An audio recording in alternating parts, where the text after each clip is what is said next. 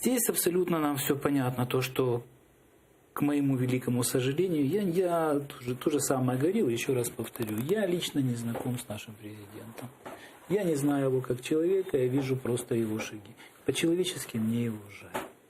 У него нет ни опыта управлением государством, у него нет такого количества знакомых людей, которые являются специалистами в этих вопросах экономики. Так привлеки специалистов. Для этого На самом деле, не знать не необходимо стыдно, быть абсолютно. в теме, необходимо понимать.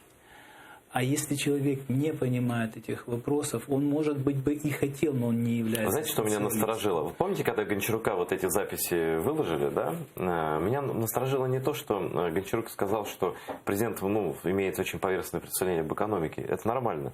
И выбери любого из нас президентом, там, мы бы тоже имели весьма поверхностное... Да, но вопрос не в этом. Вопрос в том, что они собрались для того, чтобы придумать способ донести до президента важные вещи какие-то. Нет, это ты классно сказал. Нет, они собрались донести президенту, то есть они сами признали, что они не понимают, что происходит, но они придумать ему картину мира. Вот что происходит в экономике, мы не можем ему объяснить. Давайте придумаем, что мы ему объясним. То есть лапшу сварить. То есть они занимались формированием иллюзий.